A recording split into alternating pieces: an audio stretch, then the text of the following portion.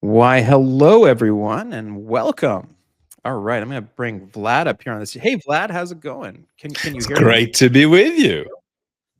I mean, it's well, I'm honored. I'm honored by your presence here on my Substack live here today, Vlad. And we've been planning this for like a long time, it seems now, and so it's finally come to fruition. We're talking together on Substack live.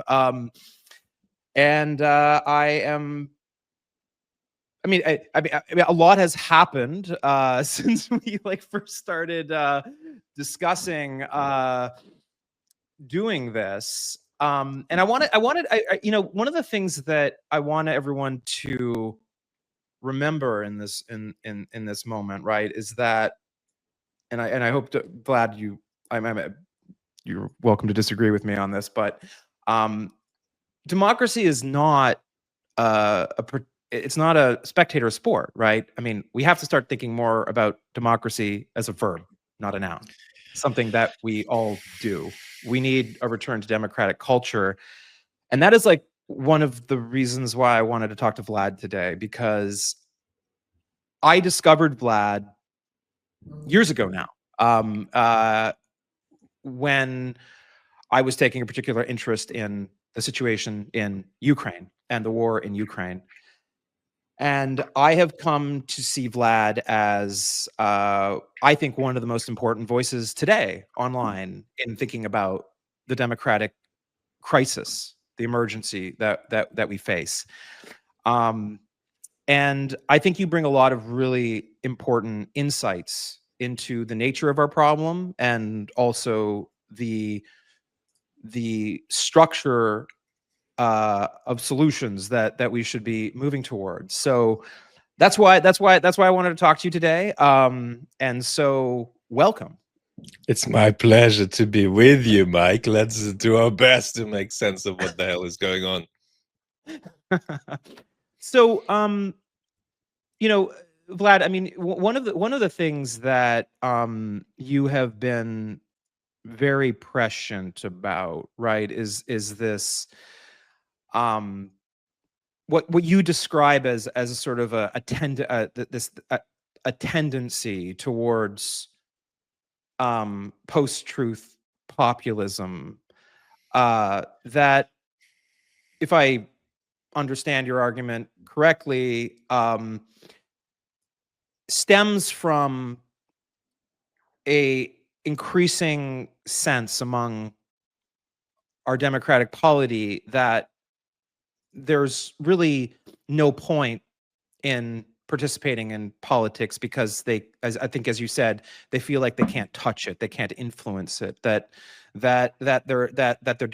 democratic participation is of no consequence, and this has allowed this vacuum in the polity to emerge, that is now being relentlessly exploited by what you describe as post-truth populism. Could you maybe expand on that? I think that citizenries in the West are feeling what I think of as four different emotions, and the worst of them is the one that you just touched on. So I'm worried about the first three, which is feeling unsafe, feeling betrayed, feeling powerless. But then the worst of all is this sort of feeling, or rather murky vision, of politics as something inherently opaque. And what's scary about it is that it's actually worse than the feeling that politics is betraying you, or not working for you, or leaving you with no capacity to inflect where it's going, or is just leaving you unsafe because your politicians, are not leaving you in good hands.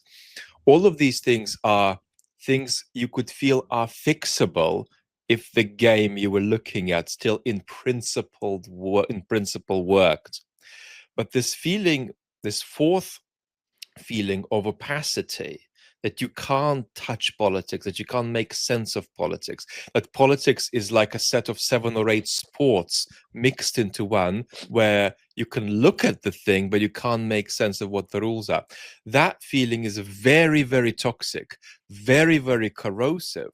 because it means you're not giving up on a particular politics, but you're giving up on politics altogether, because it just no longer makes sense. And we have to be honest about who is feeling this. We, in, let us say, non-Trump circles, are very convinced that Trump voters feel this. And it's clear, because Trump is going to make America great again via no possibly existing mechanism of causation. There is no account of how he is going to do X by mechanism Y, under institutional condition Z, to get the people who vote for him into a better place politically or economically. So Trump voters tendentiously are floating outside of the realm of cause and effect. And we talk about that, but we also have to be realistic about how we ourselves can float in this bubble too, and end up depoliticized, either by relating to politics as a kind of consumer sport. I'm going to log on to a shopping website and buy things that look nice, and things that don't look nice, I have no interest in. The problem with that is that politics isn't a set of consumer goods. You very often have to pick vehicles in politics that you don't like, but they're practically vehicles that could get you closer from A to B. And another thing that is happening, and we have to be honest about this, is that people are despairing. I have a small community on YouTube, and I am finding that people are literally despairing about the state of politics. And they're asking me questions like, not how do we fix this, but how do I stay sane next week with the sort of stuff that's going on?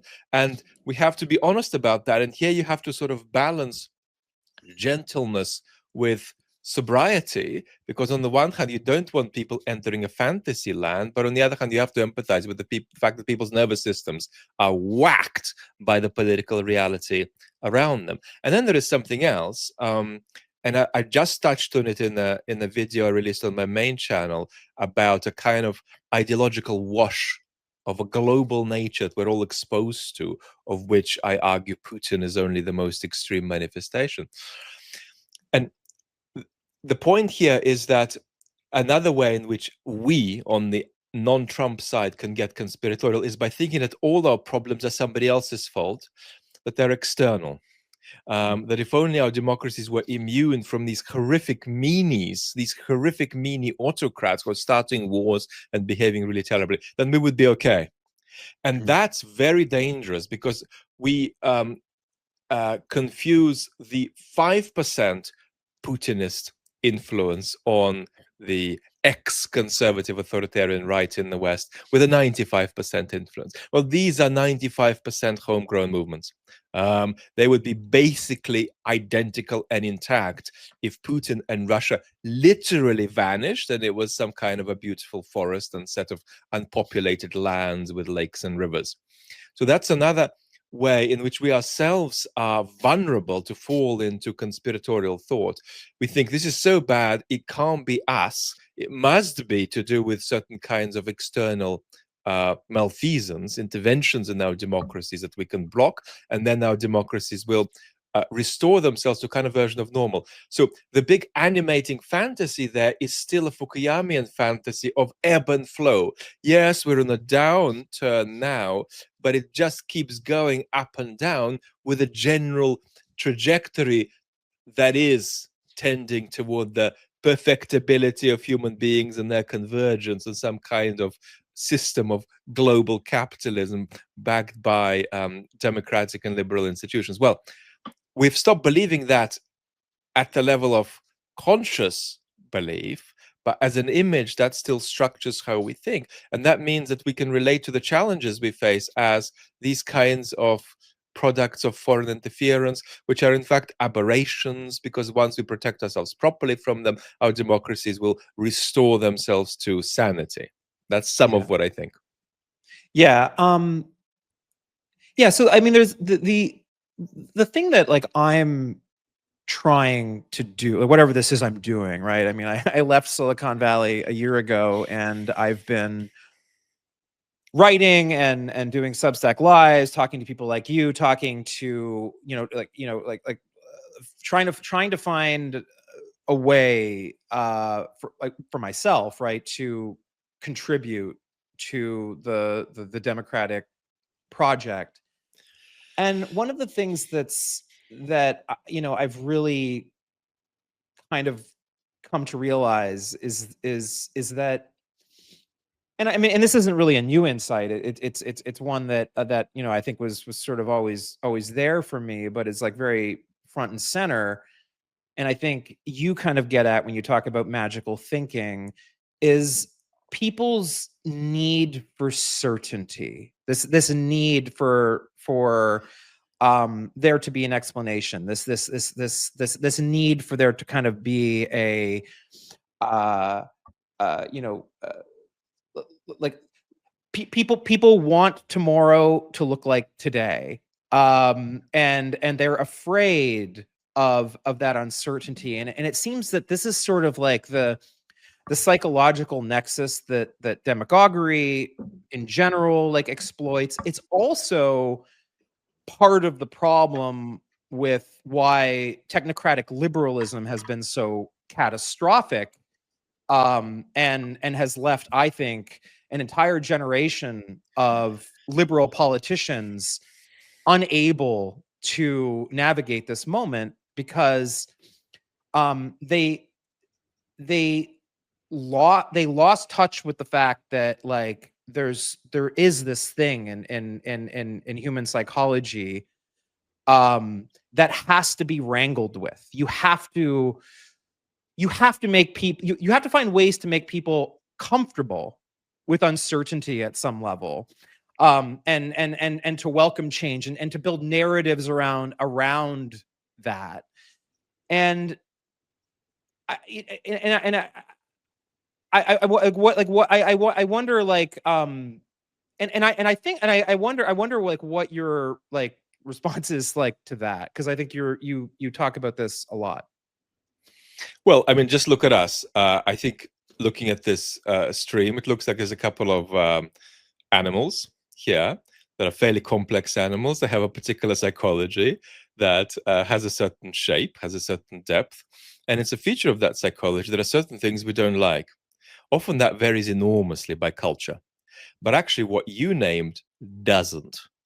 People today and people in ancient Greece did not like uncertainty, did not like the feeling that stuff wasn't fairly firm under their feet.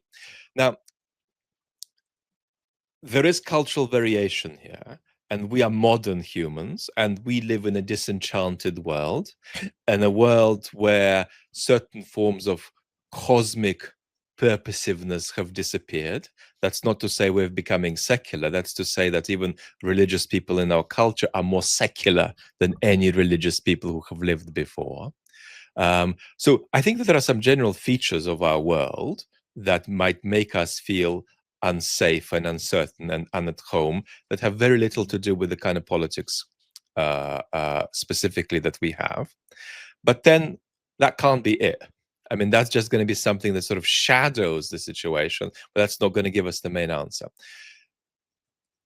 Historically, one way of looking for the main answer, if you're going to do it cartoonishly, is to say that a certain project of globalization happened about which people feel two things. One is they weren't asked about it. And the second thing is that it made them feel like their countries didn't matter. It made them feel like it wasn't clear where their countries ended and where their countries began, and that their countries sort of washed up in a kind of a global storm of globalized forces. And that created an enormous feeling of lack of control. Because it's not just that you don't control your political levers you can pull as a citizen. It turns out that the levers you pull then lead to politicians who themselves don't control anything, because your country is just sort of awash in a globalized world in which your political representatives are often relatively powerless dummies too, doing their best, but operating under enormous constraints. And so that feeling, I think, is coming back to haunt us. We've been aware of it for a while, and it's very much behind the enormous concerns people have about immigration and the enormous concerns people have about the borders of their country being secure. There is a tendency to dismiss this feeling among citizens as a combination of racism and ignorance and selfishness, but it actually stems from a deep sense that you have to feel about your country in a way that's at least a little bit analogous to a house, where you have some control over how far the doors and the windows are open and so on. And so people have developed enormous anxiety about the issue of immigration, which might be blended with racism and intolerance and so on, but that doesn't make the issue superficial. And that's largely a product of this feeling people have that they're just sort of being washed up by globalized forces that their country can't control. There's a kind of a double feeling of powerlessness. I can't control my political representatives, and they can't control the world. And so, or they're corrupted by forces they can't control, and so on. So I'm very worried about that. And we have to cut deep when we talk about what we can do about it, because some of this is still stuff we can't control. Some of the rest of it is stuff we can begin to recover from in the context of our domestic polities by emphasizing the homeliness and the importance of our domestic polities and the relevant values of solidarity and the public good. So I think that I've said two things. One is just that people feel alienated in the modern world. And the second is that there's a very special precarity and there's a very special sense of uncertainty that's to do with the way people feel they have been sort of victimized in a powerless way by the forces of globalization. Yeah, the immigration thing is interesting to me, right? I mean, going into the last election here in America, I think there was a realization among the Democratic establishment, and you saw this with Kamala Harris and Joe Biden, sort of, basically taking more of a position that they did need to crack down on the border while trying to thread this needle around legal immigration. But one of the things we've really seen among American public opinion in the past few months, which seems very different than what we see in the UK and in Western Europe, is Americans have really recoiled from Donald Trump's immigration policy. We're now seeing multiple high quality polls showing over 70% of Americans responding to questions like, is immigration is good for the country, right? There's like Gallup polls out and showing this, a dramatic recoil against this immigration crackdown. Donald Trump's immigration crackdown now has like this, it's like in the 30 something percent support among the public. So there's something different about American culture when it comes to even this problem of like mass migration. You're even starting to see, you're seeing this in rural communities in America today. Farmers now are starting to get quite upset about the farm laborers being deported. And so it's even like it's even starting to create consternation within MAGA here. I'm curious, like, what you think about that. Like, what, like, is there a difference? There seems to be something really culturally different about the American conversation about immigration and the European conversation about immigration. I think that there is such a thing as a tough and inevitably cruel immigration policy. And that's simply because in most Western countries, reckoning with what people feel on the doorstep is probably not compatible with an immigration policy that takes human rights seriously and that takes the avoidance of cruelty and humiliation seriously. I have some solutions to this. I don't think we can any longer frame the immigration issue in terms of human rights. I think we should frame it in terms of people at home welcoming others into their home on their terms, so that they don't feel that sort of alien principles are imposed on them, that people come in and then you're told to shut up because there's some kind of human rights based or utilitarian principle you have to adhere to. But there's a difference between a pretty tough and unlovely immigration policy and a handling of the issue of immigration that is authoritarian and arbitrarily authoritarian. So I think that it's impossible to decouple the two. Trump is engaged in his antics around immigration as part of a package of an authoritarian turn that feels like that palpably to a lot of Americans. They might want to normalize it, but I think a lot of Americans are feeling that this is, the country entering waters that are not right, that are not familiar. So that's one thought. I want to say that Trump's immigration antics come as part and parcel of a bigger authoritarian turn. I think one difference between the United States and Europe is that, contrary to the epic degree of racially based structured disadvantage in the United States is less racist than Europe. We're just more racist than you. In particular, we have much more visceral degrees of what I would call aesthetic racism.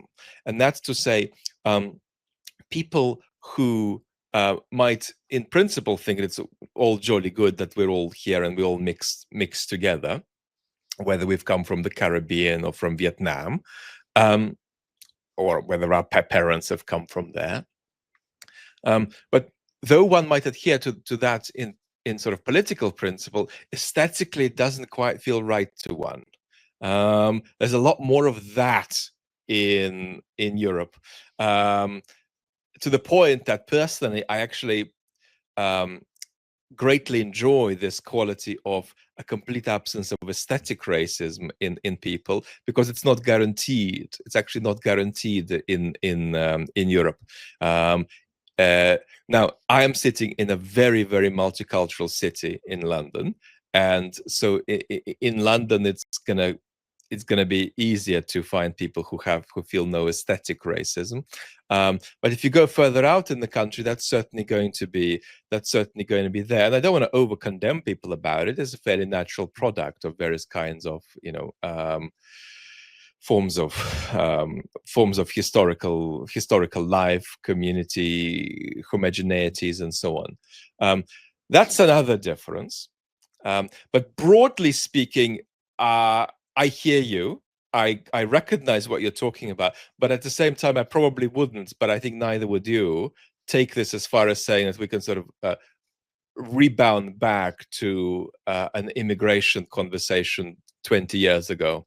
I think people are more concerned than before in the United States about whether their country is a country, whether their border is secure, and concerned especially about this distinction between people who are in the country legally and people who are in the country illegally.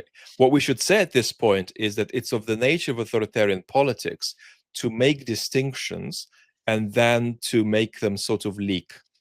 And so what the Trump administration is doing is making distinctions between different kinds of people in the country in a way that sort of is got a perpetual spill to it. You pick on one form of outsider first, then you pick on slightly less outsiders, and eventually you end up picking on citizens directly. So that's a trend we have to be very worried about, because Trump is an exclusionary authoritarian populist. But I still think that we have to take very seriously this general sense that people have, that they need to feel secure about the border. They need to feel secure that the people who are coming in are people who they're choosing to come in, and so on. Yeah, that makes it. I mean, I think another aspect too, right, is that you take a sort of a symbol, American symbol, like the Statue of Liberty, which is in fact, like, it's associated with this idea that America welcomes immigrants, right? It's sort of crazy to think that, Ronald Reagan's parting message that he gave from the Oval Office when he left office after the election of George H.W. Bush was again one of celebrating the fact that America is a nation of immigrants, and it's interesting that that used to, at least in the middle of the 20th century, was actually very much associated with conservative politics in America, and so there does seem to be like a deep cultural thread, and I do think you are sort of seeing that now, right? Like that some of that like reemerge, and it might have something to do with the sort of the differences in racial politics between Europe and America. But two footnotes quickly. I think that polarization inevitably makes this worse. It inevitably makes people anxious about the border if they are in a very polarized relationship with fellow citizens, and loss of trust in institutions as well. If you trust your institutions, and if you share in a common sense of fairness with citizens who are opposed to you, you can be much more relaxed about the border. But sort of persecutory anxiety or legitimate concern about the border is inevitably going to be great if you've got polarization and loss of trust in institutions. One thing I want to also sort of double click on is really. I wrote a piece. I'm not sure if you read it, but I wrote a piece on about my thoughts on cancel culture, especially in the wake of the Charlie Kirk assassination and what we are currently seeing unfold here in the United States. I tried to write the piece very carefully to not make it seem like it was victim blaming or pointing the blame at the left.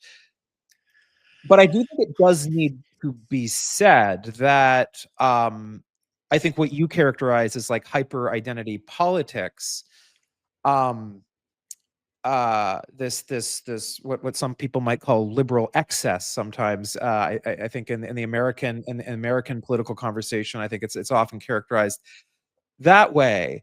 I actually tried to not make it a moral argument around whether or not like liberal cancel culture or identity politics related cancel culture was morally wrong, and not even that it was like ineffective, but it actually did something even more dangerous.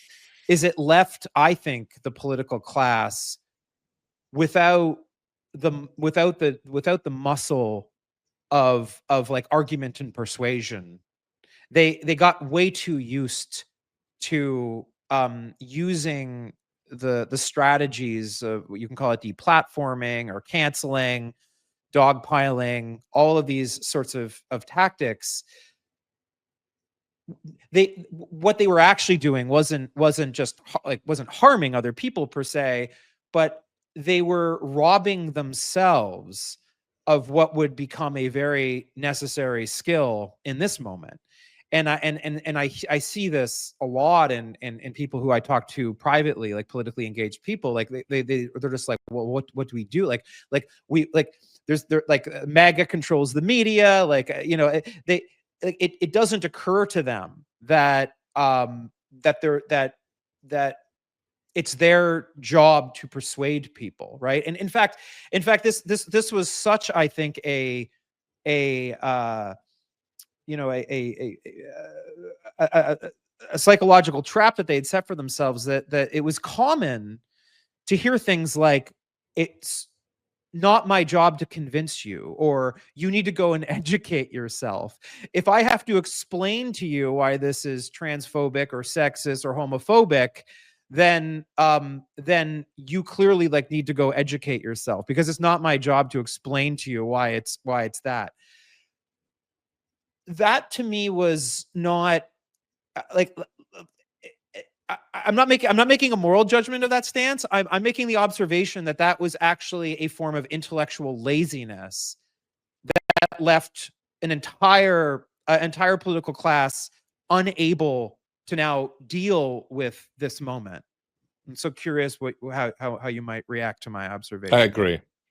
I think that we have a crisis, even at the level of our very best universities, of pushing young people out into the culture who no longer have the capacity that they did have.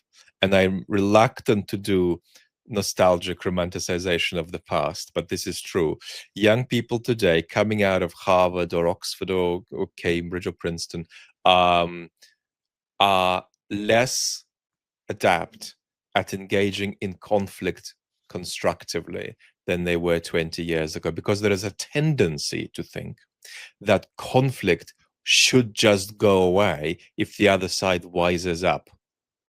So there is a kind of giving up on the political in politics, which immediately teaches you that you don't get to choose who you share the table of politics with, and that you'd better damn well sit at that table of politics, and you can only leave unless really extreme things begin happening. And then even then you might need to fight back. And I think that one of the deleterious consequences of what I call hyper-identity politics has been that a lot of people in the liberal center and on the center left, the woke liberal center and the woke center, the woke center left, have begun proceeding as though politics was an intellectual argument.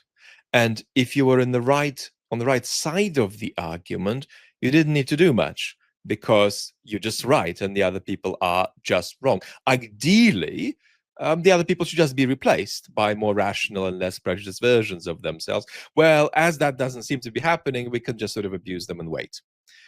Caricaturally, of course, I'm putting this, but there's a significant element of truth to this cartoon, because it's of the essence of hyper-identity politics to take political disagreement and heavily moralize it. If you and I disagree about taxation 20 years ago, we might say, well, Mike thinks that's going to be the consequence for the economy.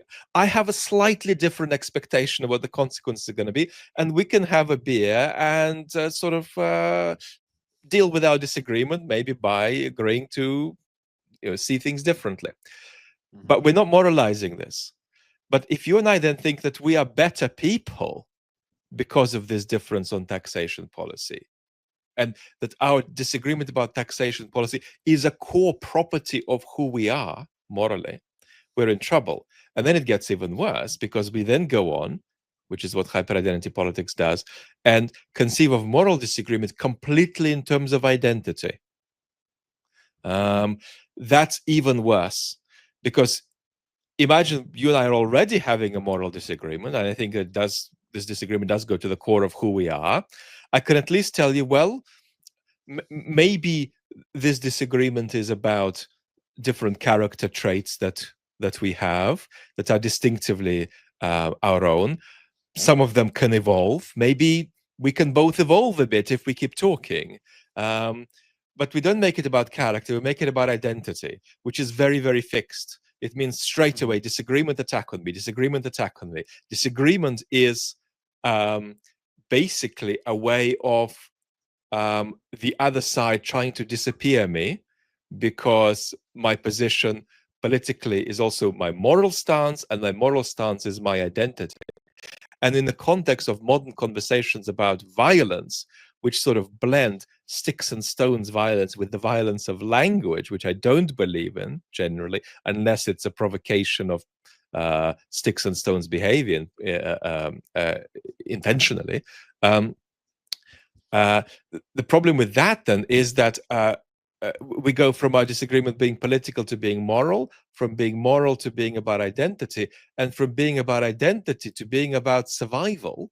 Because if you disagree with me, you're basically not seeing me, and on a loose conception of the notion of violence, you're actually just eliminating me. So there's something genocidal about the very nature of elementary political disagreement that shouldn't even raise our temperature. But we are genuinely positioning it in the realm of genocide. You are erasing me. You are erasing the group that I belong to if you disagree. And that's just not how politics works, unless you have a society of 8 people in the forest who all happen to agree with one another. And what then went on to happen is that this was partly imposed on academic and media institutions, which were expected to take sides in political conflict and pronounce that one side is the morally correct side, is the side that expresses the correct type of identity, and the kind of identity that my institution now needs to inculcate in its current members and in its future members. So what is this? This is not left-wing politics. There's very little Marxism here because there is no class here. It's a sort of very strange, professionalized elite behavior that's partly about getting an advance in your professional world, and has very little to do with sort of tangible positive consequences for genuinely disadvantaged people out there in society, which is why the most vocal voices of wokeism are typically very privileged voices that have prestigious degrees and so on. This was a very serious bad turn, and I call it a bad turn within liberalism. I don't think this is a left-wing phenomenon, largely because what's driving this is a kind of deformation of the values of sort of liberal inclusion and so on. And so that's proved very dangerous because it's created an authoritarian counterwave that is much more dangerous than wokeism itself ever was. But that wave has been exacerbated by our woke excesses. Yeah. So I want to so you say it's like a liberal, it's a liberal phenomenon. And the thing I want to push, I half agree with you on that, in the sense that it's like it kind of comes out, I think, of sort of this the liberal political culture, this blob that of sort of this elite. But I would push back a little bit and question whether or not it can claim to be liberal, for the reason that I think a really important feature of qualifying, a sort of an ideological stance as liberal is one of some degree of epistemic humility, some degree of believing that there isn't some singular conception of the good life, that one must be open to the idea that that all stances, all sort of moral stances, are sort of like provisional at some level, right? Like beyond sort of like the basics of human dignity. And so, I mean, is it like I would go so far as to say those manifestations moved into the illiberal territory. So, like, I mean, So how do I mean? How do you like? Extremely illiberal. It's very illiberal to moralize political difference. It's very illiberal to make moral conflict a matter of identity, and it's very illiberal to insert certain expectations actually into institutional bureaucracies so that they take sides with particular identities. At the level of how liberal or illiberal this is, this stuff reeks of Soviet politics. But the point is, where does it come from? What's gone wrong? Is this, on the one hand, a set of left-wing ideological materials that are structuring this, or is this a kind of narcissistic and distorted authenticity-based deformation of liberal principles of inclusion taken to their limit and turned into their opposite? The history is, or rather the sociology, is more of that kind rather than of the kind that's about sub-Marxist ideas being inserted there. And also look at the biggest proponents of this stuff. These are often highly educated, privileged people. And then look at the economic consequences of this stuff, whereby wokeism was compatibilized with a certain form of capitalism that is arguably not friendly to disadvantaged groups.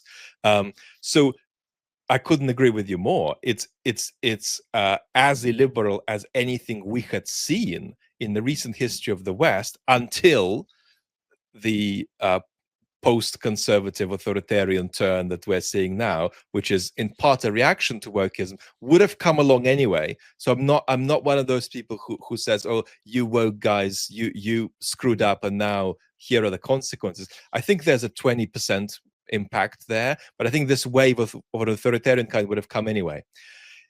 If I were to challenge myself and say, well, Vlad, there are some non-liberal sources to this form of gross illiberalism. It's not just a kind of a liberalism in reverse, as I like to call it.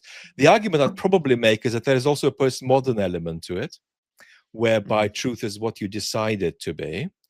And that arguably originates from certain kinds of French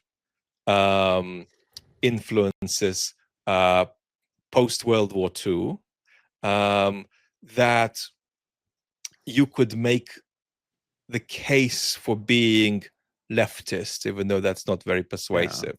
But you could have a conversation about perhaps Foucault in this dimension, who's a very serious thinker in many ways. So I think that there is a little bit of a sort of a postmodern relativism there. And to tell the story of how that's left, you would need to tell a story about how French intellectual culture reckoned with the realities of the Soviet Union, responded to it by first of all denying that reality, then partly accepting it, and sort of. You need to tell that very long story. So you could get something out of that. I don't just want to cancel that direction, but I think fundamentally this is a kind of a very sick form of hyperactivity of liberal values that then turns liberal values into their very opposite. Yeah, I mean, this comes up a lot, right? Like on the sort of the right sort of critique of like liberal thought, right? This critique of the hyper relativism, of sort of continentalist sort of philosophy, Jacques Derrida. You mentioned like Foucault.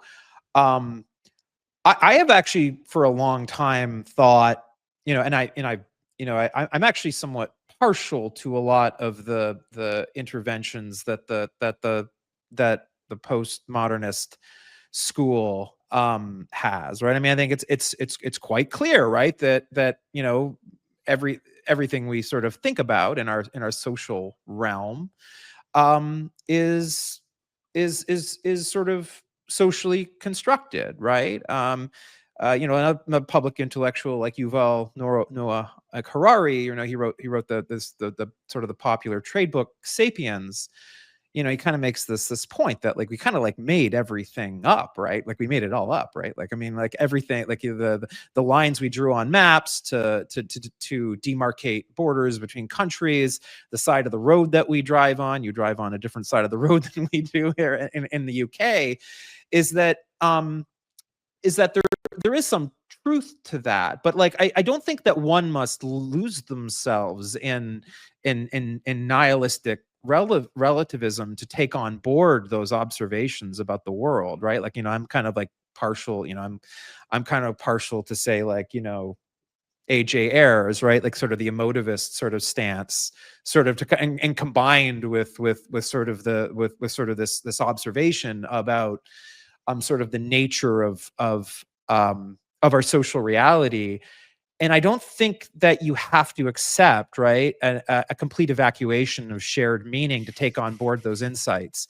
And that's actually where I find, I think, a lot of this identitarian this left-wing identitarianism or hyper identity politics. I don't even think it's like coherent on its own terms, like really, like if you start to like think about these things more carefully. I think that thinking it makes it so, which is what we're talking about, is true in some respects, not true in others, and true but not in the way we'd expect in yet other cases. So if I get out, we don't use cash money anymore. If I get out a note that says £10 on it, that's going to be utterly useless in a society where the institution of money is absent. I can write all the checks I want. I can make all kinds of bank transfer type gestures. If I'm in a society where the institution of money doesn't exist, I'm just going through the motions. I might as well just do star jumps instead. Now, that doesn't mean that you and I can't tell the difference between $20 and $10. I mean, the two thoughts are completely consistent. So some things are partly a product of what we take them to be. Others are less so. I mean, human beings have a certain kind of psychology, for example, which is culturally expressed in different ways under different circumstances, but it also has a lot of universal features that we perennially see coming out in political life, for example. And thinking something about what human psychology is does not make it true about human psychology. I mean, I can sit here and say that I feel that human beings are not in any way predatory. Well, that's not going to change the fact of whether we are or we aren't predators. We're predators with a moral conscience. Our moral conscience structures the way we organize our predation, let's say. But even if that account is false and we are predators without a moral conscience, or moral conscience means that we're not predators, there is a truth about the matter there. Just me saying things about it isn't going to change the reality of it. So a lot of social constructs are constrained to go in a certain direction because there are universal features of human nature and universal features of human psychology. So all social life is a social construct in one respect or another, but a heck of a lot of social life inevitably had to go the way it went because of the kind of animals that we are. And so that's not relativist. A lot of the things that are social constructs aren't very relative at all. They wouldn't be there if there were no human beings there. Well, but so what? Yeah, I think that's exactly right. I mean, there's contingencies, right, about our existence, right? Our biology, our genes, the behavioral tendencies that those genes like imbue into our psychology, like the environment in which we live. I just take the position that that you can take on board the notion that there's a certain there is an arbitrariness to a lot of our social reality in like if you're trying to like look at it from the view from nowhere, right? But that doesn't mean that it's that those things don't matter like to most humans. I think I think these things can be. I think you can hold both of these ideas at once without collapsing into nihilism. And I kind of get quite frustrated by the sort of the scientisms, like complete like disapprobation for even like taking on board the notion of things like the socially constructed nature of our reality, and then vice versa, this sort of this hyper sort of relativism that hangs on this observation but doesn't sort of acknowledge the sort of like contingencies that you talk about. Yeah, epistemically, Richard Dawkins and Jacques Derrida are in the same camp insofar as both don't see much of a distinction between scientific understanding and other forms of understanding.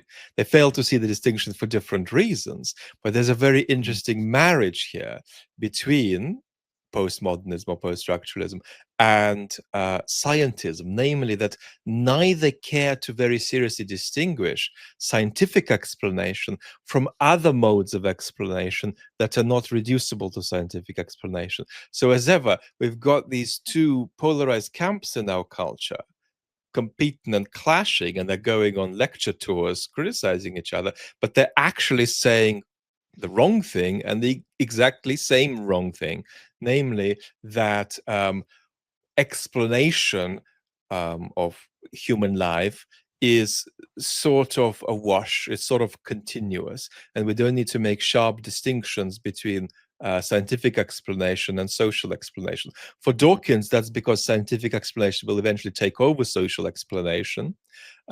For some of the postmodernists, it's because there is no such thing as a special mode of scientific explanation that's really any better than what you're going to get in a sociology department. And I think that's just false. Physics tells us much more about the world than postmodernist sociology tells us about physics. I've stolen that from somebody, but that's okay. Well, I mean, I think that, I mean, the way that I talk about this with people, right, and this maybe will take us to another dark topic, right, which is this tech right that was really my raison d'etre for now, doing what I'm doing. It was the sort of thing that woke me up to the sort of threat. And I think scientism, by the way, like I would put sort of Elon Musk and a lot of these venture capitalists sort of in that sort of scientism, technological determinism type like mode of thought, right? And the way that I've sort of try to challenge it in an approachable way, in ways that people might understand, is that like it's not about like, can we build a giant rocket that will take us to Mars? We certainly can. Like, the question is, like, should we do that? And like why should we do that rather than make sure all the children in Africa and are fed? And it's not like we can't walk and chew gum at the same time. Like, maybe we can do both, but that like technology is like ultimately instrumental to, I mean, as Hume would say, right? Like, reason is and ought to always be a slave of the passions, right? Like, that's like the error, I think, of scientism and technologically determinist thinking. It never stops to ask the question, like, why are we doing this? I think in pop culture too, like in the movie Jurassic Park, Jeff Goldblum's character has this relatively memorable line where he basically says that, like, all of you scientists, you've been asking yourselves the question if you could, you never stop to ask yourself if you should. And I think that's actually like a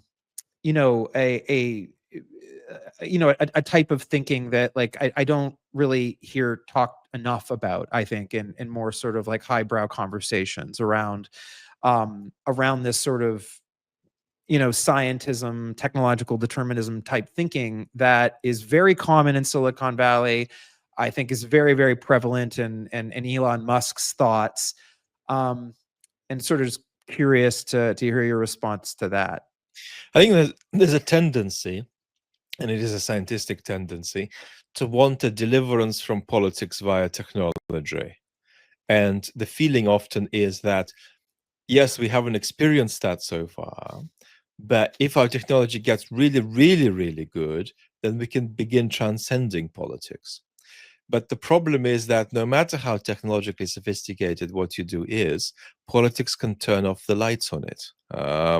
All the same conditions of political life that apply here in 2025 on Earth would apply 300 years from now on Mars. There's going to be no transcendence of that. That Mars project, if we had to give it the space of treating as a potential reality for a moment, could tumble the way human societies tumble in the past, could be brought down the way political arrangements were brought down by revolutions. There is nothing that technology can do that's going to transcend political contingency. And much the same goes for this fantasy of deliverance from mortality. You're going to freeze yourself in some way. Well, what's going to happen to what remains of you in 300 years from now? Is the same company that put you into this condition even going to exist? What are going to be the political conditions out there? So you can never get guarantees against political contingency, and politics can never transcend political contingency. No matter how clever a rocket you make, somebody could, turn the plug off on it in some sense. And so there is no transcendence of that kind. There is a spinning out of control that we could get with AI, technologically, but there is no way that technology can transcend the reality of politics. And so Mars, if we had to give it the space of taking the notion seriously for a moment, would be as shitty and more shitty, likely, version of the political challenges we face here on Earth. Yeah, absolutely. So, Vlad, I mean, we've been geeking out on some philosophy here a little bit. I wanted to maybe like turn towards the future a little bit, right? You give this, and by the way, if you're, if please let me know if like you're short on time or I'm. We can go more. Okay. Turning towards the future. I mean, use this analogy that I really like about democracy sort of being this ship that was in the bay that's now heading out into open waters. And you've really tried to like frame frame this sort of, I guess, you're trying to get people psychologically comfortable with the idea that we're going to be rocking back and forth in stormy seas for some time.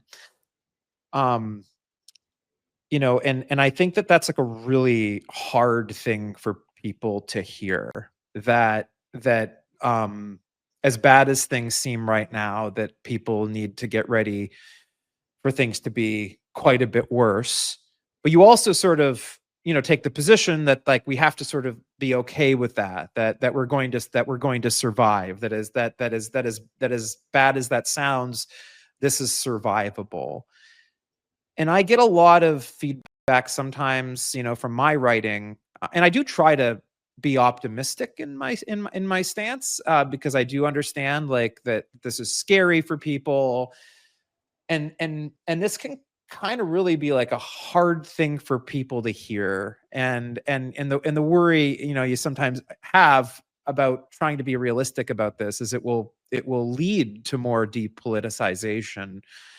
So like how do you think we like how do you thread the needle on that kind of like realism? By trying to reset people's expectations from the recent past to the past more generally. We are heading into quite unlovely territory relative to where we were in the West, 1989 till 2014, roughly speaking. We're not heading into the kind of disastrous territory that Germans inherited in Europe in the middle 1940s. So understand that humans have been through a lot of shit, and humans have been through much bigger shit than the shit that's going to happen to us over the next 20 years in the West. But if you absolutely can't imagine a situation where your democracy deteriorates over time, then that's an extremely difficult thing for you to admit. It's a very difficult thing for you to bear.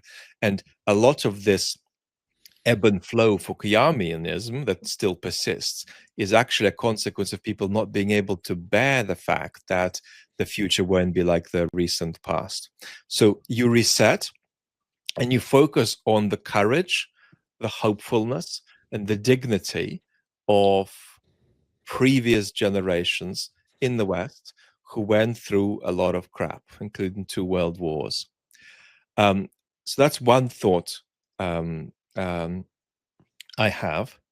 A second thought I have, obviously, is that it is up to us to a degree. There are limits.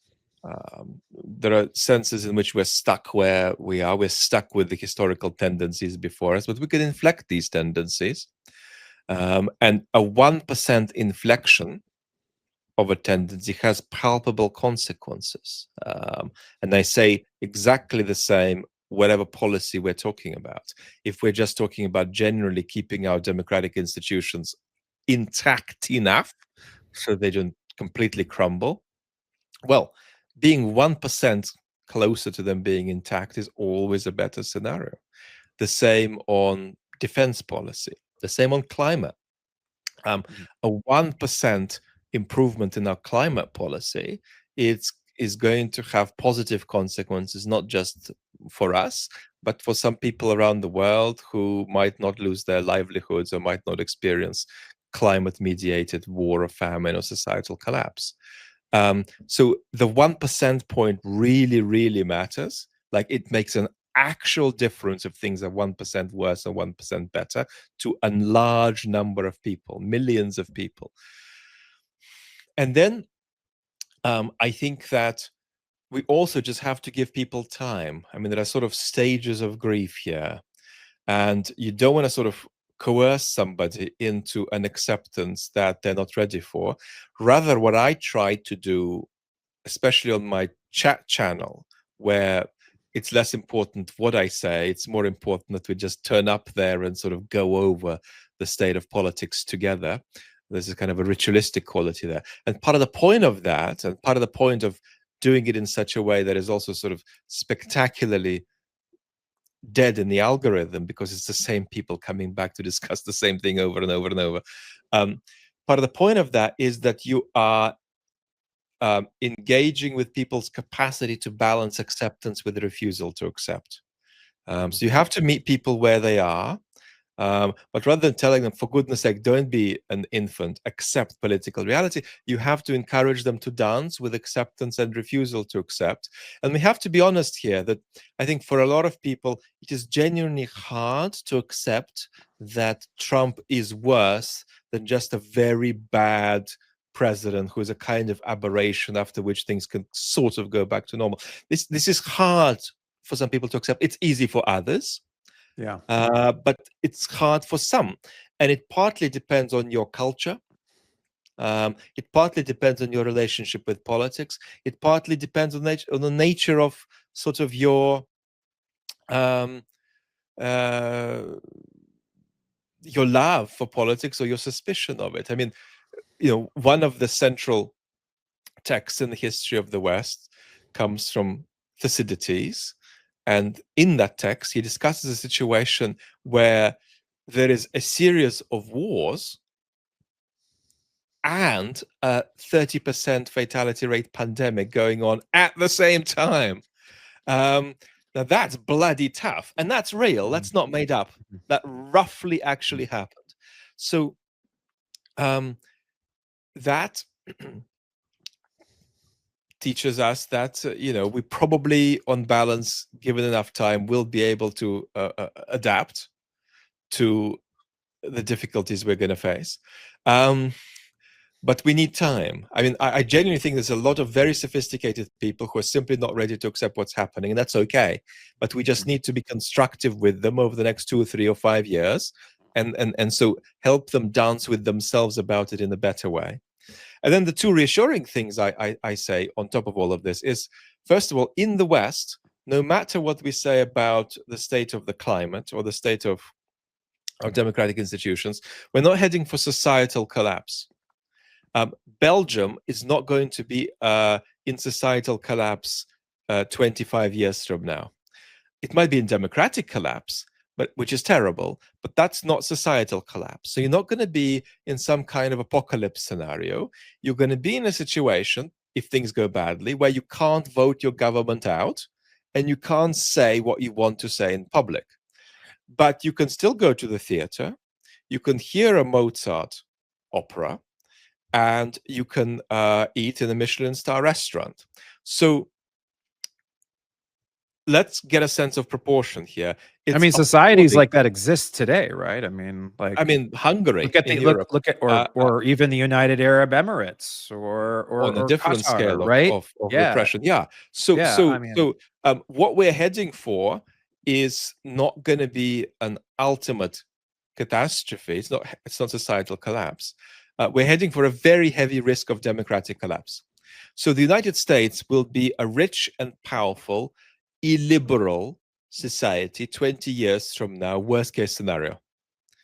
So what are the chances that the United States will experience a civil war leading to societal collapse across significant parts of the country? Low. Civil war type conflict is possible, but societal collapse is a very, very low probability outcome. I don't think you should wake up worrying about it. But you could lose your democracy. What are the chances that you're going to lose it in America? 50-50? I would say the way things are going, probably maybe even 70-30. There's a 70% chance of democratic collapse in the United States in the next 20 years, whereby you simply cannot get the guys in power out of power. But 70%.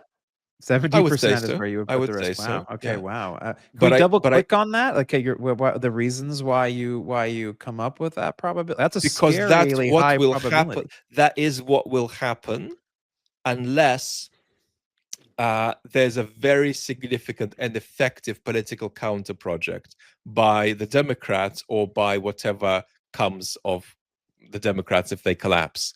Unless that's done, we are basically degrading US institutions year by year by year by year. And at some point, they're just not going to give resistance. Like, you're lucky that you're not Israel. There's no single button you can press where the whole system collapses. You have a complete sort of forest of institutional complexity, but it's degrading.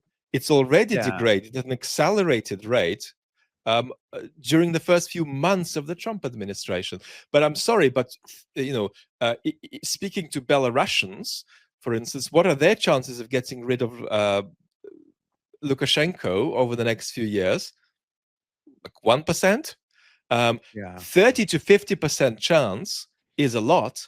And if you act, you can make that 90%. The reason why I'm saying it's more likely than not to go badly is that we aren't yet seeing a capacity for an effective counter project that supports institutions. If that happens, I think its chances of simply sort of reversing democratic decline are obviously zero, because it's caused by social forces we can't entirely control. But its chances of halting it short of institutional collapse are very high. So first of all, it's a coin toss. Mhm. And it's a coin toss about democratic collapse, not societal collapse. You're not going to be running around zombie style trying to feed yourself in a lawless environment.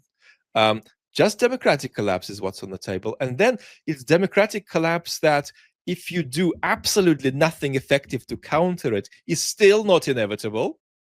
Mhm. You still got a 30-50% chance of avoiding it. And if you concoct an effective political project to counter it, you're probably going to avoid democratic collapse. And I think that the key challenge for Western democracies is to bring it about that they stay democracies 20, 30 years from now. And I feel that's a very realistic aim for every democracy. But if we are shocked by the kind of thing that I am saying, then we're still not quite grasping the nature of the historical tendency we're facing and the fact that people will be exploiting it. And unless we oppose them effectively, we're going to lose.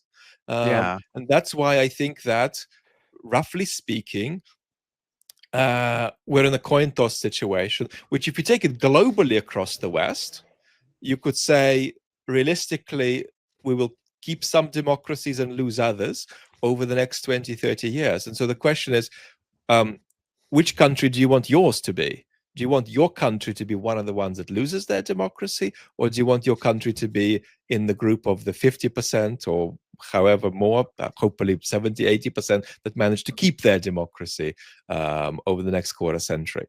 So that's the fork in the road. It's bad. It's not catastrophic. It's bad. And we still have power over this. It's just that a lot of things are against us. So, I mean, well, I hope you're wrong about those Oh, me too. probabilities as an I'm American. desperate to be wrong. Yeah. I mean, I hope I'm wildly delusional here. I hope I'm on mushrooms about well, this. Absolutely. well, if you want, I mean, well, if you want, so I mean, another perspective that I've seen advanced recently is by the historian and public intellectual Heather Cox Richardson in the United States. She's a historian on American political history. Maybe like, I mean, maybe the most effective public intellectual on American history, and being able to tell that story than anyone I've encountered. And she's made the observation that where we are today in America, with oligarchs essentially in control of the government, is actually a place we've been before. And she points to the late 1800s, the late 19th century in America, where a majority of Congress were essentially like working for the robber barons. They were literally on the payroll. You know, the president was bought off. It was a complete, like, it was a complete capture of government by private business interests, and that all ended up collapsing. You know, and there was, you know, we had the progressive era and the New Deal that somehow just washed that all away, and we had the trust busting era and the Carnegies and the Rockefellers, and that had essentially become the oligarch ruling class of America, were swept away in a populist liberal uprising that you know that was sort of really built around Franklin Delano Roosevelt and the New Deal era. So, and she has even argued that the capture of institutions then was actually somewhat more advanced and worse than even it is now. So I'm curious, like, do you think, like, did we just like get lucky there, or is there something about the deep institutions in America, the subsidiarity governments that we have, the state governments and the local governments that go really deep here, that provides enough democratic possibility to push back even under these conditions? They weren't the same forces undermining social trust then. Here we talk about the state of the social media, the state of the internet. We do talk about various forms of economic exclusion. we talk about various ideologies of self-realization that are prevalent in our hyper-individualized sort of fake authenticity-driven culture that mitigate against patriotic messages based on solidarity. And we have got various kinds of atomization and untethering of social bonds, whereby people no longer feel they share a society with one another. These social forces make decent levels of social trust impossible. You improve these social forces, more social trust becomes possible. But our control over these social forces is at best partial. And there's also a paradox here.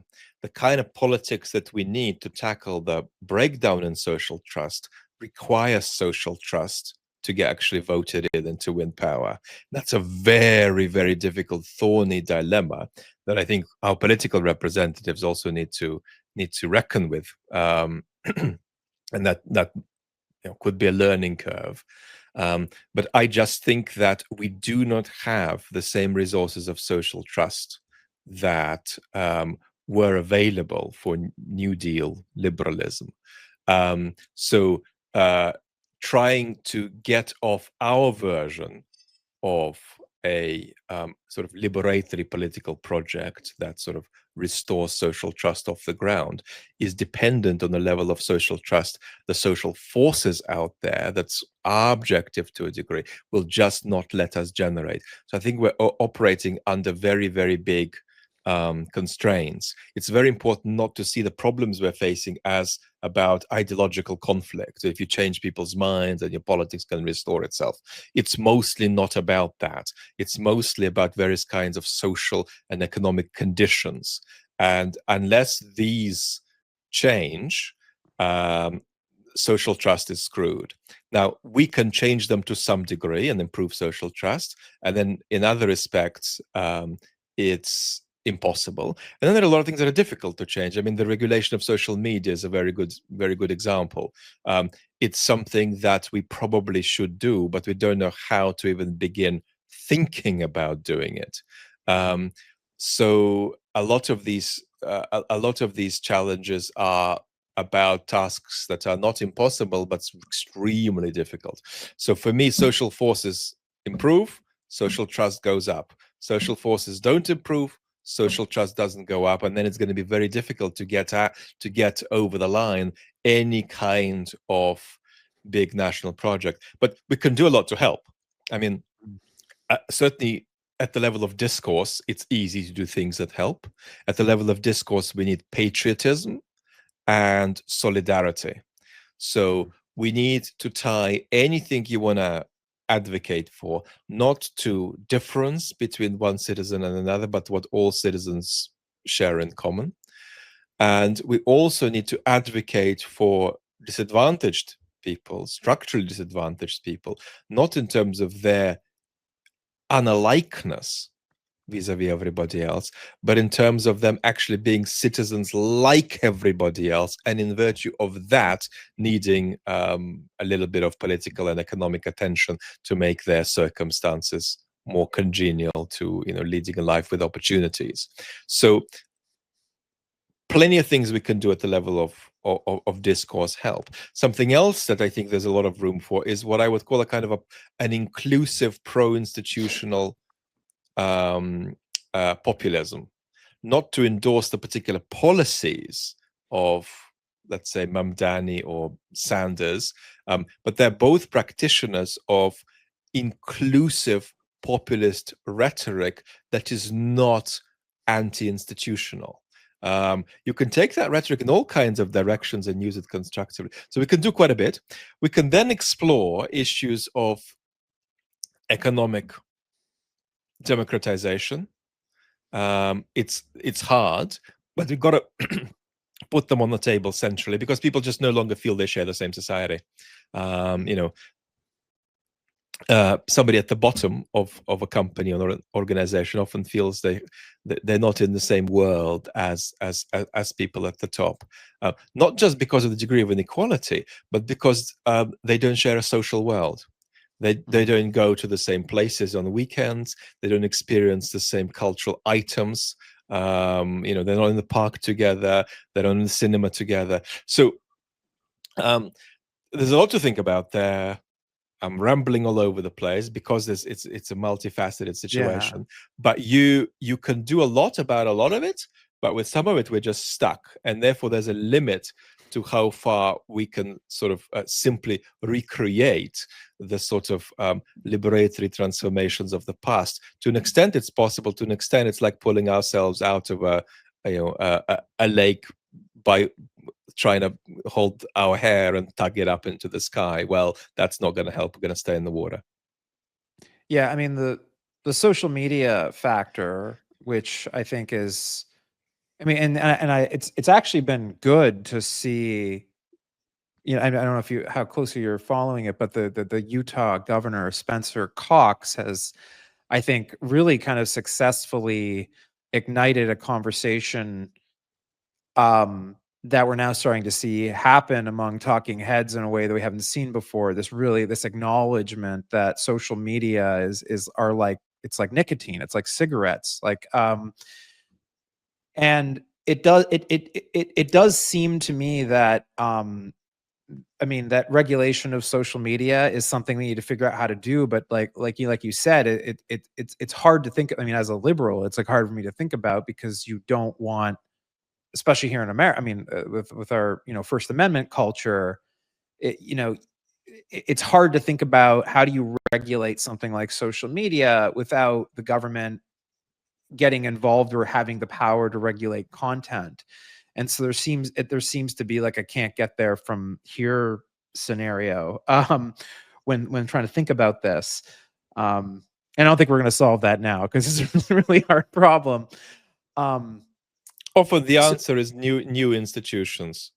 You know, so obviously I'm not saying that's the answer, but I'm saying that the space in which the conversation for an answer would be e-courts, a part of a legal system that just deals with deals with this world. But some kind of institutional supplementation is inevitable if we're gonna even talk about doing it, and that of course is always incredibly hard. Well, there's like, I think one place for that, like, I think that is a potential for regulation is around algorithmic content, and the fact that these companies make money by driving engagement and outrage, and potentially going after that as a business, banning that as a business model rather than actually banning content. Seems like a potential low-hanging fruit there. Algorithms have to be transparent, and there has to be some democratic oversight over them, quite frankly, if we're going to keep our democracies. Yeah. I think so. For maybe I left I just one more time check on you. We're good. Okay. Yeah, to take this to a place, where the reason I found you, the conversation around the war in Ukraine. I think I've been in this conversation for a while. I mean, I'm quite passionate about the need to stand up for Ukraine's sovereignty, and to resist this war of aggression that Russia has brought upon the Ukrainians. And we are now starting to see Russia test boundaries. We just saw once again the incursion into NATO airspace, Russian jets today. I mean, it seems to me very clearly that Putin is now testing boundaries in a very, very dangerous way that risks escalation. And I wanted to, get your sort of contemporaneous perspective on like where we now sit, and your perspective on like what Putin's aims are here and how he's sort of like viewing the situation in the United States and in the broader West. Putin's theory of victory over us is democratic collapse in the West, more than any kind of military victory. He doesn't want a military conflict with the West. So the prospect of some kind of military confrontation between Russia and NATO in the future is all about political outcomes for Putin, and actually the avoidance of anything remotely resembling a full-scale conflict. So if there is something that we are on course to experience, but we might or probably will skip because history is contingent, is the notion of Putin doing a low threshold test of Article 5. Now, we haven't seen tests of Article 5 in what we noticed in Poland and what we've just noticed in Estonia, the MiG-25s entering Estonian airspace for 12 minutes or whatever that was. So the point is, you've got to think about this politically. The aim is not to gain some kind of military advantage over us, but to expose the futility of our alliances, the impotence of our capacity to act on the global stage, and thereby further undermine trust in our democracy. So ungovernability domestically in the West is what Putin is after. And then if there is a geopolitical aspiration there, it's to sort of get Western Europe to clear out of Eastern Europe and get the United States to clear out of Eastern Europe, even more importantly. NATO has no business in Eastern Europe for Putin. Eastern Europe doesn't belong to Russia, in Putin's view. It's just that it doesn't belong to the West either. And for him, NATO presence in these countries is a form of a sort of, intolerable and inappropriate and counterproductive even for the US extension of US imperialism. That's how he sees it. And so these countries for Putin don't have real sovereignty. They have toy sovereignty. Now, Poles and Estonians would be very unimpressed to hear that, but that's how he feels. And so it doesn't mean they need to be controlled by Russia or they need to be part of Russia, but they need to be more in Russia's sphere of influence than in the West's. Putin's main motivation here is not actually foreign policy based, it's domestic, and that's regime security at home.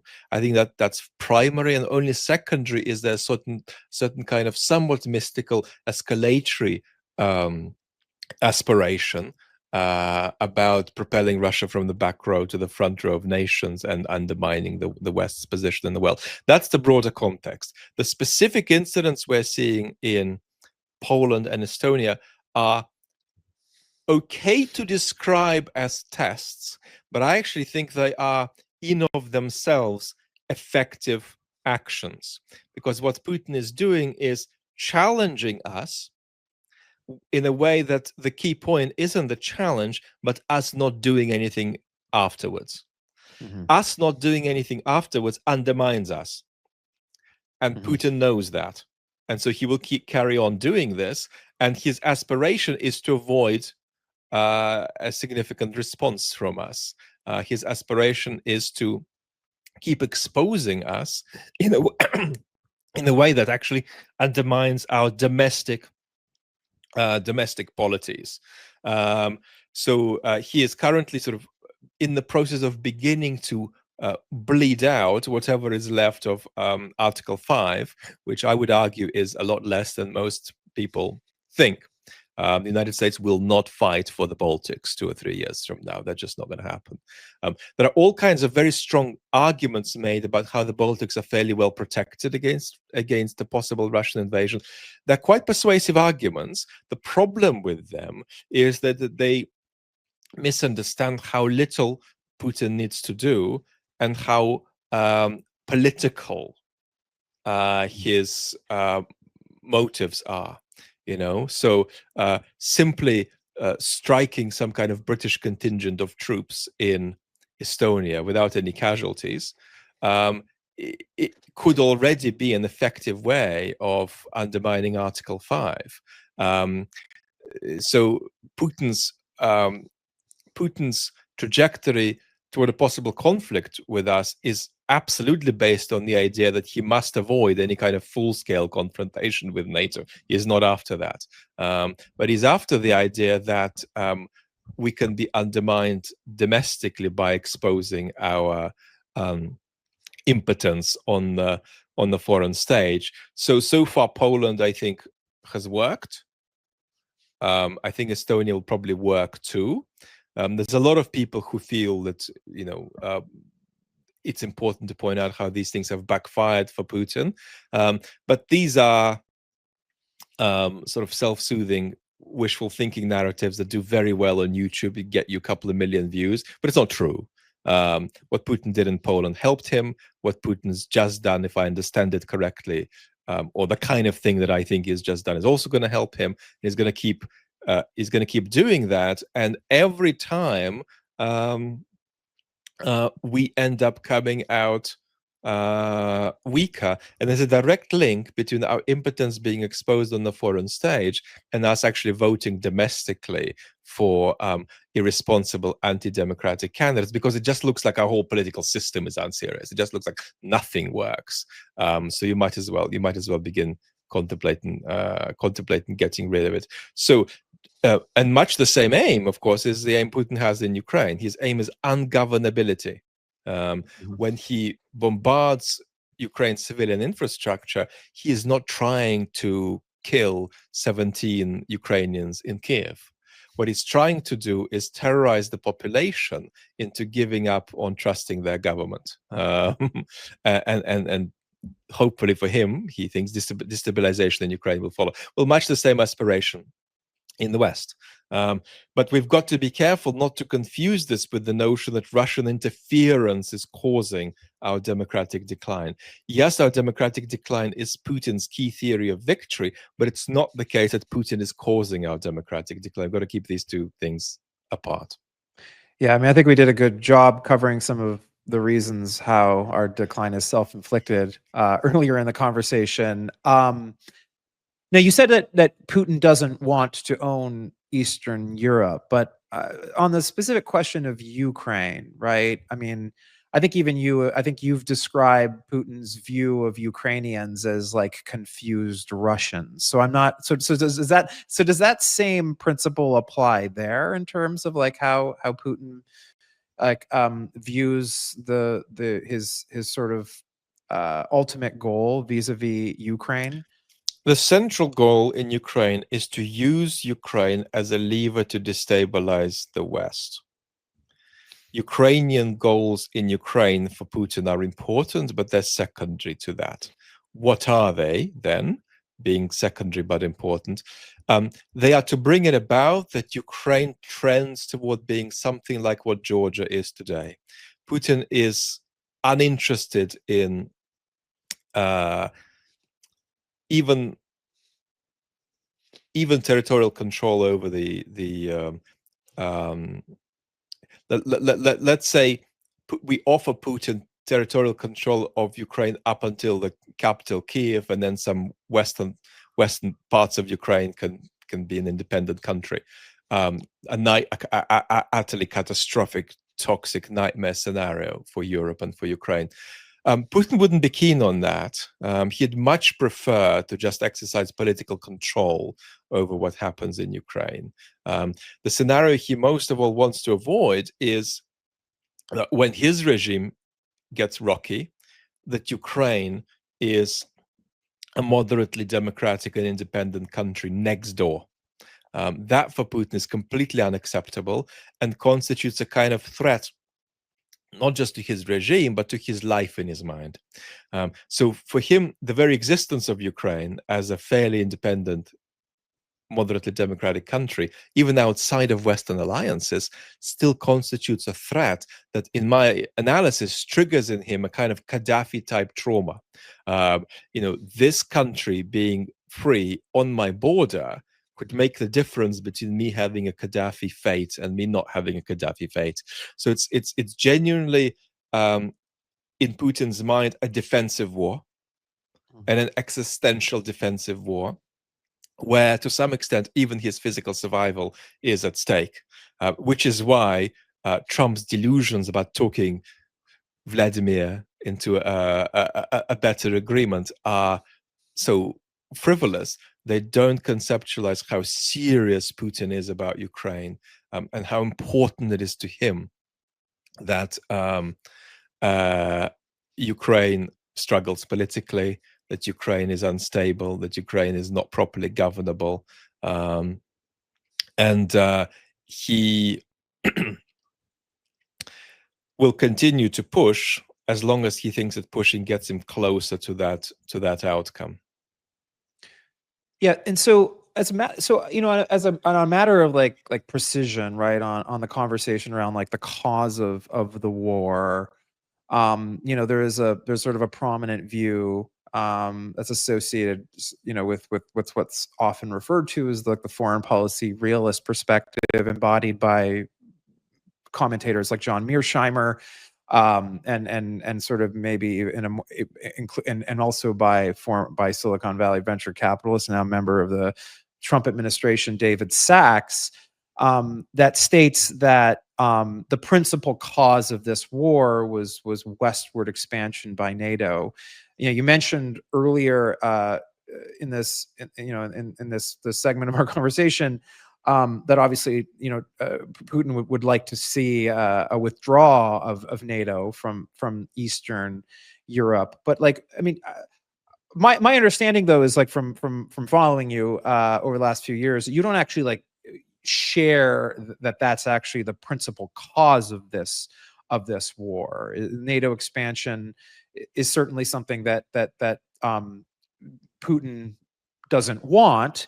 He doesn't like having the Baltic states and NATO off of his border, but the notion that if NATO wasn't a factor, that somehow would have saved Ukraine its fate.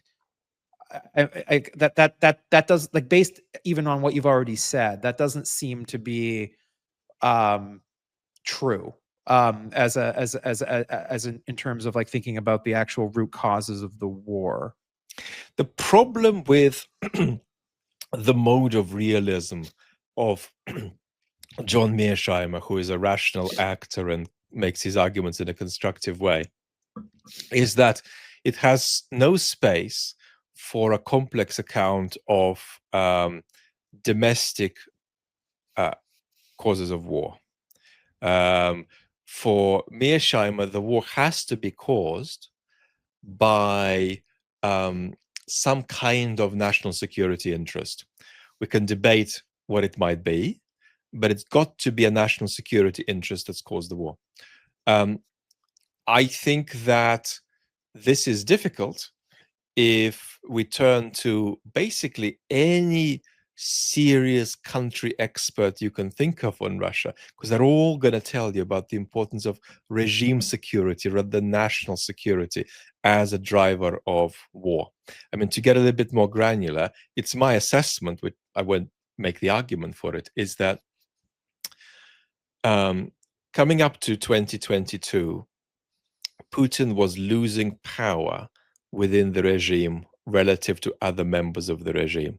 What he was doing was outsourcing power, outsourcing presidential power unconstitutionally and probably illegally to people around him, watching them engage in conflict about how to deploy that power, and then arbitrating that conflict as a kind of referee.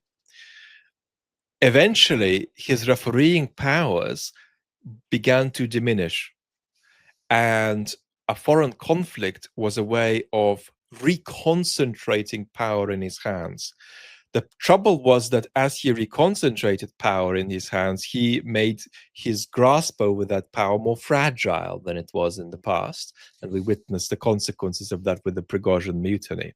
But the point is, I think you're not actually being explanatorily serious unless you have the kind of conversation that the kind of remark I've just made is going to take you into. So you've got to start with regime security as a cause of war.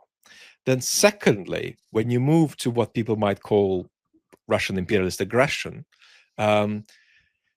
you have to point out that Putin has a problem with Ukraine, even if it's outside of any Western alliance. He genuinely has a problem with an independent and democratic Ukraine.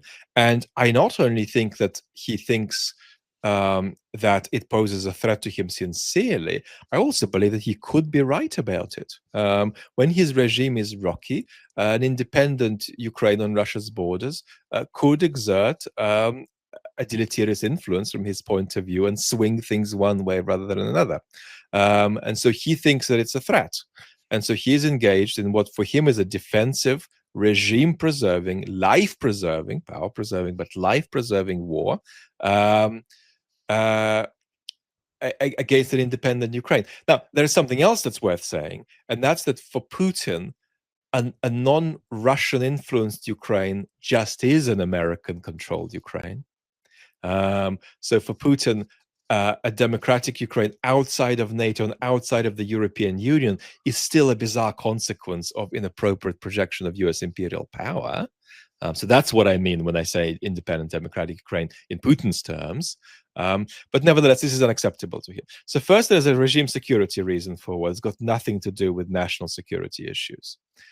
Secondly, Putin's imperial aggression is activated by the mere independence of Ukraine, no matter what alliances it's part of. But then thirdly, we have to be grown-ups, especially if we're going to stop being politically inept resistance liberals, and admit that there's complexity in the world and that we can keep two things in mind at the same time. And then what we can say is that the way NATO expansion was handled is absolutely part of the causes of war. You would need to be a lunatic to reduce that to zero, just as you would need to be highly irrational to put that at 100. But it's some kind of factor. Let's just do sort of a little bit of existential imaginative self-extraction and put ourselves in the position of the Russians. The Cold War is over. What's your basic enemy alliance? It's NATO. Has NATO disbanded? No. What's its historic purpose? To oppose you. Is it a military alliance? Yes. Is it coming closer to your border? Yes. Therefore, no democratic Russian government, even more democratic than Yeltsin ever was, would be able to treat NATO expansion as anything other than a national security threat. If you think that it's not a threat, you just are not. You engage in magical thinking about foreign politics. It's a relatively minor threat compared to the kind of threat Putin thinks it is, and the fact that it's a threat to Russia doesn't mean we don't do it, because after all, these countries wanted to join us, and that's a very strong reason for taking them. I think that the best way of talking about this is not actually to talk in terms of whether NATO expansion should have been done or shouldn't have been done, but how it was done.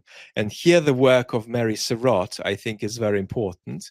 And she retraces in her recent work all the steps and missteps that occurred. And here I don't just mean bullshit promises to Ukraine to be in NATO, which are very dangerous if you're not going to follow through on them. But actually, more importantly, an alternately constructed NATO whereby there are tiers of membership. And so what Mary Surratt makes the case for is that Ukraine could have been brought on board via a partnership for peace kind of model that the Clinton administration earlier on was keen on, and then partly for domestic reasons had to give up. And if that had happened, there may have been a way of bringing Ukraine into a Western alliance, but not in the primary tier of it, which would have sort of probably balanced things in a way that allowed us to do it without excessively provoking a response from the Russians. There could have been cleverer ways to protect Ukraine from Russian aggression, and that can be a byproduct of a long conversation, which we can't have. I'm just giving cartoonish sort of talking points here about how we could have done NATO expansion differently. But the idea that the way we did it has zero causal consequence is just a kind of depoliticized magical thinking. It's just you not taking responsibility. And as I like to say, if you don't take responsibility, you're going to lose to the Russians on the international stage, and you're going to lose to the authoritarians at home. So I think that this is genuinely a let's say third, fourth place factor that we need to talk about, the denial of which is not a good idea. It's often denied in sort of pro-Ukraine activism. There's no point in it, because you can both admit it and say that's not what it's primarily about. And that's about just a complexity of economy of thought. The key reasons for war are A, regime security, and B, an incapacity to tolerate on part of the Putin regime an independent Ukraine, whether it's in NATO or not. And I suppose one final remark would be that it's worth asking not just whether Putin is against NATO's expansion, but whether he is against NATO existence in some sense. So that's also a helpful distinction. So I would say we're talking about a significant but non-primary factor there. Yes. So I mean the thing that I think about here, taking on board everything you've said, is, I mean, really, I guess, like, in terms of the two prevalent schools of thought around how, liberal democracies sort of think about their disposition in terms of, like, their alliance strategies and their foreign policy and disposition towards authoritarian regimes like Russia and China, is like one of these schools of thought is sort of the liberal internationalist view, and then you have the realist view that we sort of like referred to earlier. And one of the things that like really worries me is, especially like in American political discourse, is that this more isolationist realist view seems to there seems to be in the zeitgeist and in the milieu that it's actually like a vindicated view of sorts. And that like really worries me, because while I certainly am sympathetic to the critique of U.S. foreign policy, in the Cold War era, and obviously and up into the 21st century, the Iraq War, and America's sort of imperial, the American imperialism as it's described. It seems to me that liberal democracies should want to promote liberal democracy at some level around the world, rather than simply sitting back and allowing China, in this case, like we're seeing happen in Africa, go in, buy off politicians, and slowly, slowly like rob those struggling nascent democracies of their democratic potential going forward. I'm worried about like this sense that there's something immoral about wanting to promote democracy and expand democracy around the world, and that it's characterized sometimes, including by parts of the left, as an imperialist tendency. And the sort of the liberal humanist in me like struggles with that sort of characterization of that. And and so like kind of like thinking forward around sort of the foreign, like the foreign policy that we should want. It seems to me that it's actually a dangerous notion to retreat towards this sort of like amorality in the foreign policy sphere. So I think there's a realistic and there's a kind of a normatively abstract answer here. The normatively abstract answer here is that as much as people worry about the risk of imperialism when we project liberal values into China, there's also the risk of a kind of imperial attitude in doing the opposite, namely that you think that the Chinese people like authoritarianism because they're Chinese. So normatively speaking, in abstraction from the crisis of democracy in the West, we can say that Chinese people do not like to end up in courts which are going to be arbitrary. Chinese people do not like arbitrary arrest. Chinese people do not like to be stopped from saying what they think because, roughly speaking, they're human beings in the modern world. I don't want to say that liberalism has a universal normative reach. As it happens, it's not my view. I'm not a liberal universalist. But I think that in the modern world, there's a special level of reflectiveness and historical self-consciousness, which means that under moderately idealized conditions, people want a degree of space to decide their values for themselves and a degree of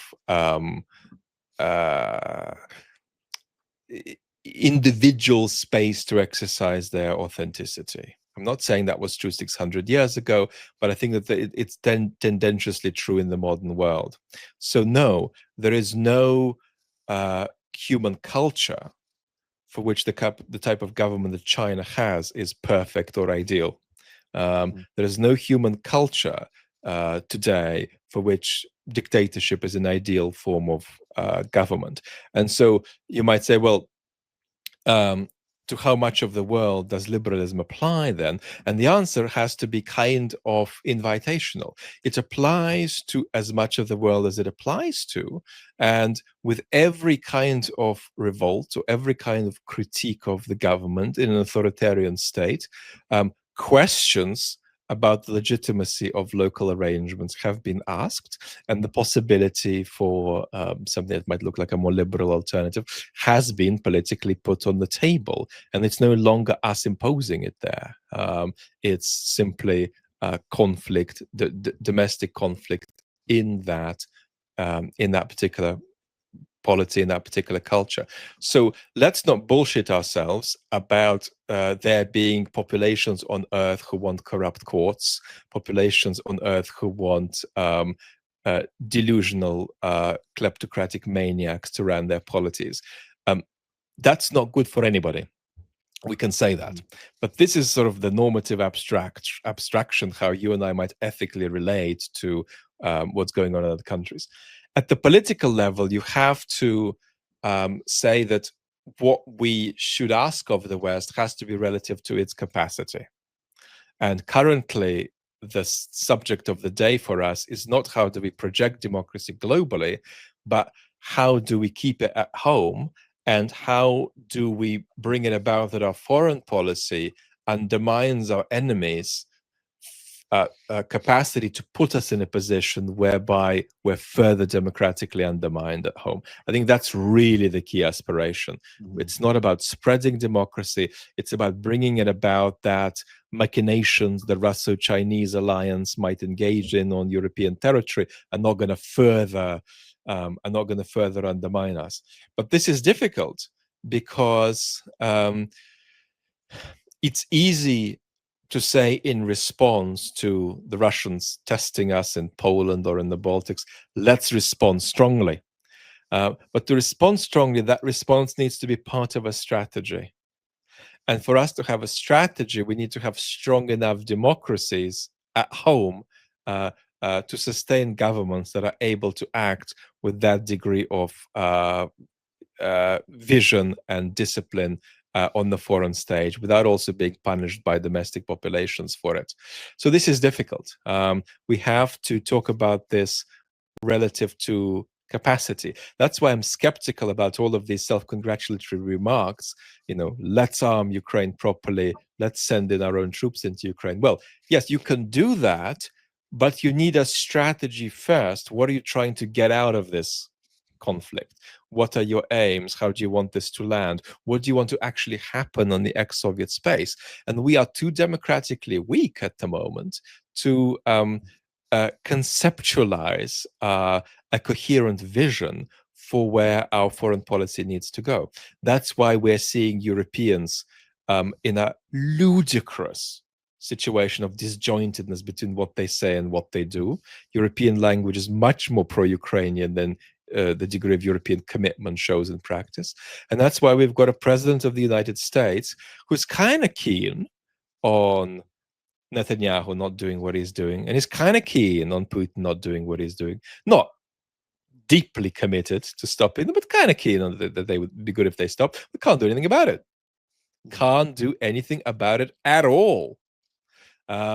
So this is difficult because what we ask of ourselves has to be relative to our capacity. And that's why I think the causal story runs democracy first, foreign policy second.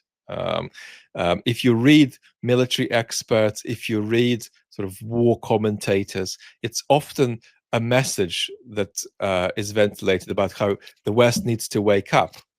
That's a delusion. The West needs to be democratically strong enough to develop a strategy to stand up to Putin. We don't have a strategy, and we're not democratically strong enough to develop one. That's the reality. That means that we're in a weak position.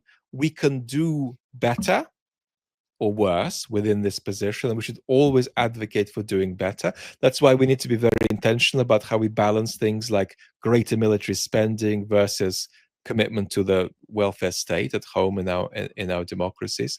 But unfortunately, you don't get a strong foreign policy if your democracy is weak. Putin knows that, and he's exploiting it. We need to be much more strategic about this, but we can't just engage in magical thinking that pretends that our democracies are what they were 20 years ago, and therefore advocates that we do things on the foreign stage that we can't get ourselves to do at the moment. Well, Vlad, I mean, I have myself now run out of time, so I think that will have to be the very good.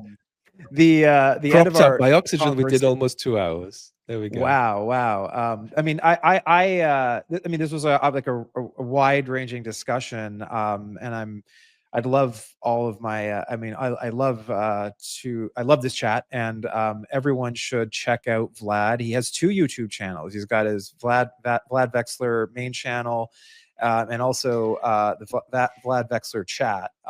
And I am a voracious consumer of Vlad's content. I think he always adds amazing color and perspective to a lot of the things that are happening in our world. And well, let me thank you for welcoming me onto Substack, where your work is based, and where I'm a newbie and just finding my way. So thank you very much for platforming me and helping me learn a little bit about this platform that has been an important home for you for quite a while now.